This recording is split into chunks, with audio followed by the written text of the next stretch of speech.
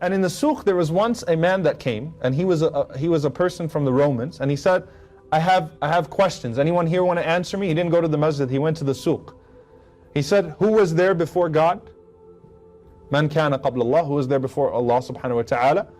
He said, in what direction does Allah face? And what is Allah doing right now? Three very odd questions. And he kept asking these questions, and people didn't know how to answer him. They're like, everyone kind of ignored him. So Imam Hanifa rahimahullah, he got sick of him. And he was working with his father at the time. So he's still a very young man. So this is 11 years old. He's an 11-year-old boy. And he goes up to the guy. And he said, what was your first question? He said, who was there before Allah?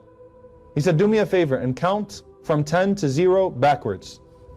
So he counted from 10 to 0 backwards. Actually 10 to 1. They didn't have 0, right? 10 to 1.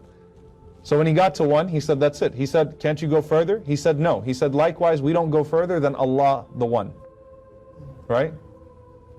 So he said, what was your second question? He said, in what direction does Allah face? So Imam Abu Hanifa rahimahullah said, do you own candles?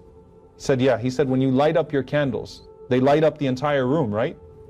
He said, yeah. He said, does it stay facing only one direction, or does it just light up the entire room no matter what direction it's facing? He said, no matter what, it lights up the entire room. He says, Allahu nuru samawati wal ard. Allah is the light of the heavens and the earth. We don't ask that question. It doesn't matter. Allah subhanahu wa ta'ala is the light of the heavens and the earth. Then he said, what was your third question?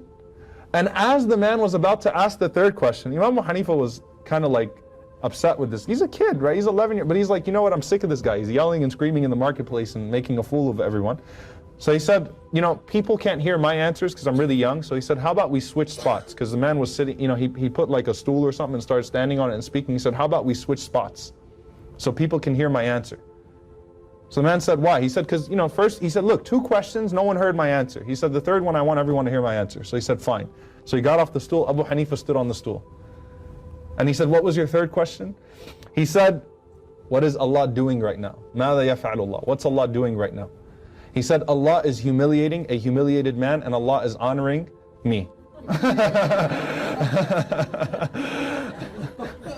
SubhanAllah, that's like the ultimate, like just poof. Now be gone, right? So as a young man, he has these debating skills. So he was able to, and this is Al-Dhahabi rahimahullah says that, people used to excel in debating with certain groups. Like you study a group and you debate them. He said Abu Hanifa could debate with any group and he could win.